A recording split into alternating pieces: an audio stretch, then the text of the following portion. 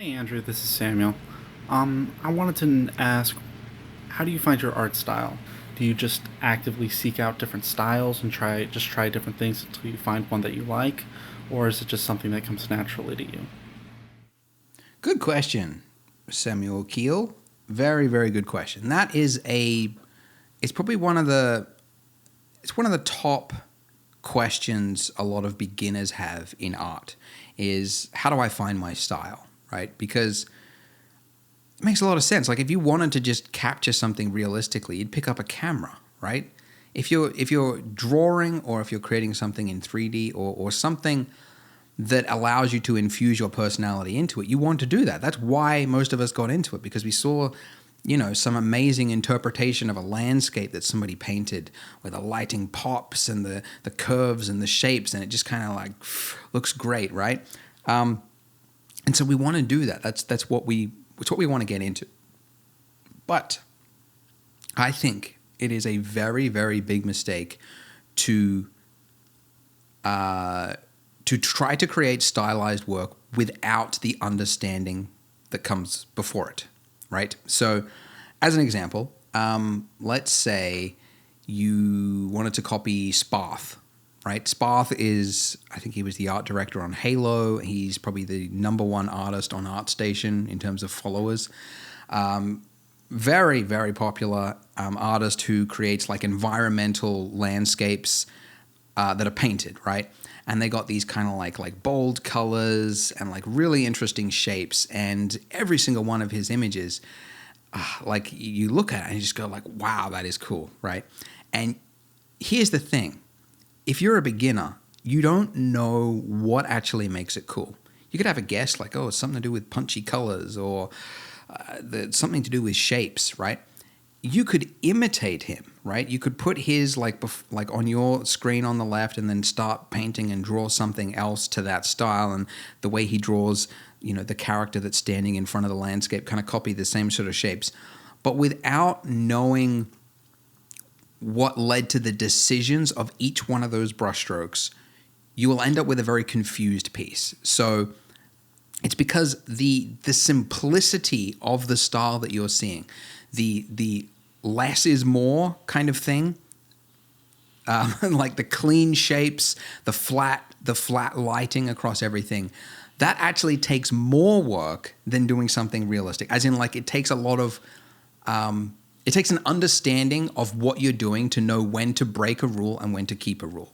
So the shapes that he chose, like the rounded forms for the mountains, or like the jagged edge, like when to put a jagged edge versus a rounded form, or when to like simplify shading across a surface versus putting in the individual values across a surface, or detail continuity, which is a really big one, right? Like you don't want to have detail like in the bushes, like way in the background, if that's not the focal element of the scene, right?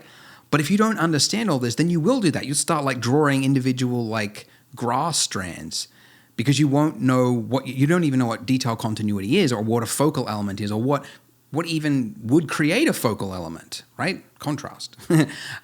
Things contrasting each other generally.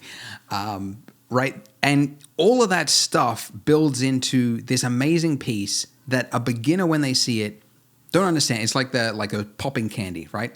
Put it in your mouth and you go, "Bah, bah, bah, bah." You just kind of have that effect when you look at this stylized artwork and you go, like, oh, that's so cool. But you don't know why, because that part of your brain isn't developed yet. So to give my own example, as I've said ad nauseum, I did like a 6-month challenge to learn how to draw, did a presentation you could watch online called Habits of Effective Artists, where I talk about the lessons I learned. And episode 1 of this podcast talked about a revisit of that topic. Anyways, in that, I was doing a lot of stylized stuff.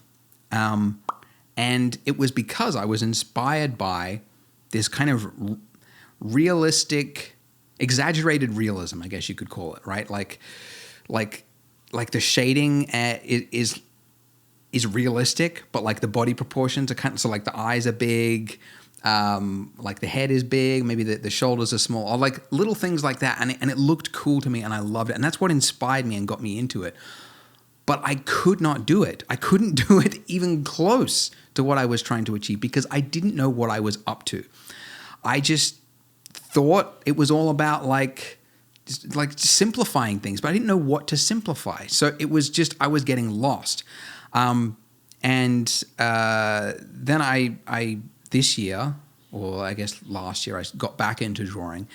And then I eventually realized I'm just treading my wheels. I'm not getting anywhere with this. I need to go back to realism. So I did the hard process thing I didn't want to do, the fundamentals of making a realistic face, because it's time consuming and it's kind of boring. It's recreating an image one-to-one that you can already see photographed. What's the point of that? What's the value of that? But I decided to do it. And I realized as I was doing piece after piece after piece after piece that I was learning things. I was learning that like each brushstroke has kind of a gesture to it, right? A little bit of an emotion. And when you simplify something, when you put more detail in one area, your eye is drawn to it. And when you put less detail, it actually helps the picture because your eye is now drawn to the thing which is more detailed. So instead of drawing like all the detail across a cheek, you could kind of draw like one patch of it, or it's hard to explain, but this became clear to me as I was doing the realistic stuff. And I learned which parts you could break, which rules you could break to discover, to create something which is different to reality. And then I did this recent piece, which I've been doing like a lot of recreations from movies, like taking a still frame from a movie and then trying to recreate it, because movies tend to have a lot more interesting lighting than photographers do. Photographers tend to photograph models with soft lighting because that makes you look younger. And it's just really hard to find like lighting by photographers with harsh, interesting lighting. So I just actually shotdeck.io is actually a really great place if you want to get frames from movies. It's like everything is tagged. You can search by like focal length, lighting type, high contrast, number of people in the shot. I just discovered it the other day. It's really cool. Anyways, so I was doing this one from 10 Cloverfield Lane of this girl with the lighting thing. And as I was doing it, I was like started to simplify. Like the eyes got bigger, and I added like more detail in the reflections of the eyes because it kind of like made it like more like your attention was drawn to that. I simplified areas. I let some areas fall into shadow, and I was just having fun with it. And I realized I kind of started to edge towards the thing that I had originally begun doing 2D to do, which was exaggerated realism. But it was only through doing the fundamental boring stuff to learn the shading, the proportions, getting everything else correct is what enabled me to actually start to break rules and understand why I'm breaking those rules. So that is my advice to you. I know having an art style is like, it's the reason you want to get into art. It's fun. That's why you want to interpret something differently and infuse your personality into it. But I would say you are setting yourself up for a lot of pain in the future, essentially, because you'll be treading your wheels, and some of your art pieces will look okay and then others won't, and you won't know why. And you'll just do piece after piece after piece where you feel like sometimes you're going forward, sometimes you're going back.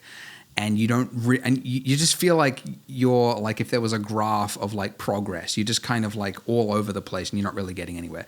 Whereas if you're doing fundamentals, it is a slower process, but you will actually be moving in the right direction, in my opinion. So that's what I would encourage you to do.